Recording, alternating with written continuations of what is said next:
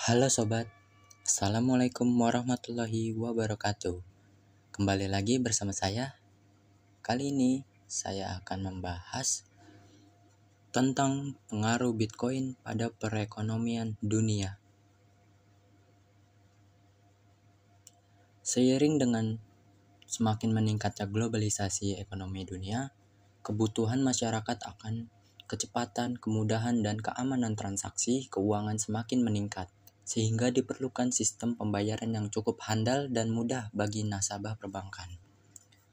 Sistem pembayaran merupakan suatu mekanisme yang mencangkup pengaturan yang digunakan untuk menyampaikan pembayaran melalui pertukaran nilai antar perorangan, lembaga keuangan, baik secara domestik maupun global.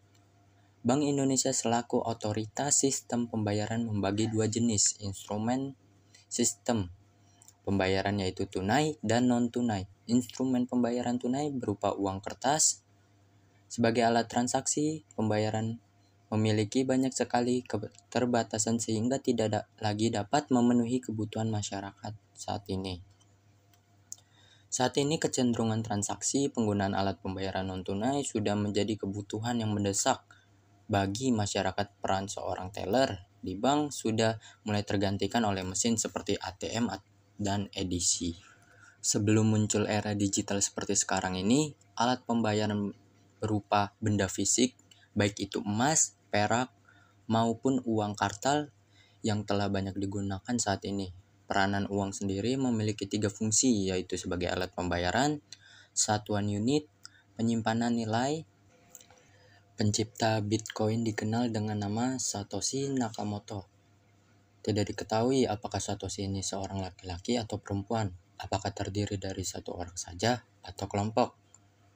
Satoshi menambang cukup banyak Bitcoin di masa-masa awal, kemungkinan mencapai 1 jutaan.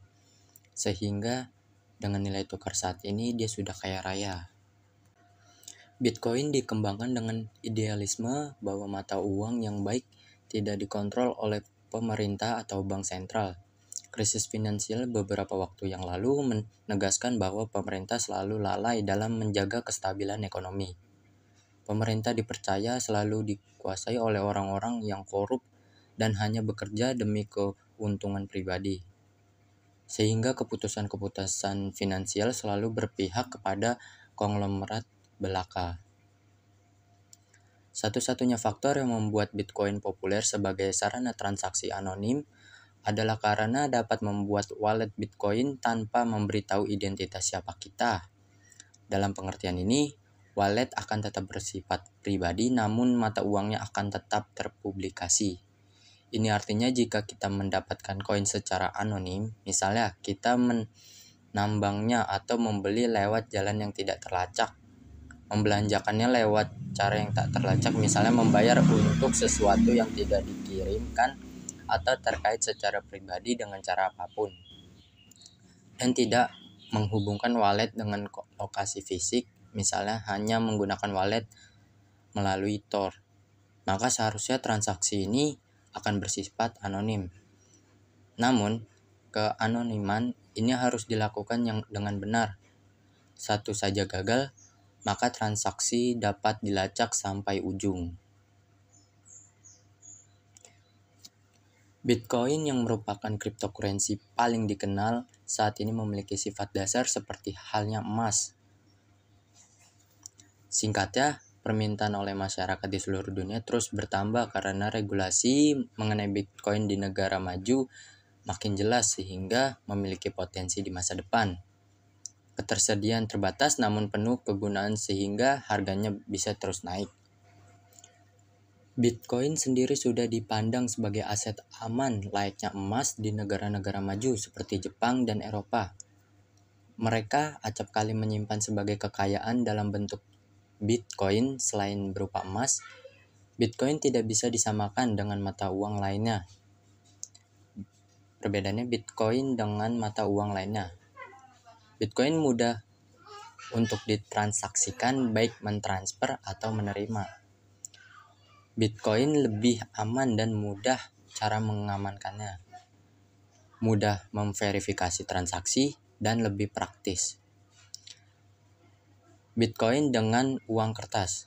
Perbedaannya, dengan perkembangan teknologi yang semakin cepat, apalagi didukung jaringan internet yang bisa diakses secara global, serta bayangkan kasus keruntuhan mata uang kertas di berbagai negara di dunia seperti Yunani, Venezuela, Zimbabwe, dan Argentina, memicu kesadaran global bahwa sekarang bukan zaman lagi menggunakan sistem ekonomi dengan uang flat atau uang kertas. Karena kerentanan terhadap krisis bisa terjadi kapan saja. Jumlah Bitcoin terbatas dan bisa diprediksi sebelumnya. Bitcoin tidak ada otoritas terpusat seperti US, dolar, rupiah. Tidak berdasarkan sistem hutang seperti pada uang kertas. Bitcoin dengan mata uang digital lain sebelumnya, perbedaannya Bitcoin berpotensi bisa anonim, tidak membutuhkan identitas apapun. Sejarah transaksi tersimpan rapi dan bisa ditelusuri secara terbuka oleh siapa saja. Transfer yang cepat, biaya yang lebih murah. Sekian dari saya. Terima kasih.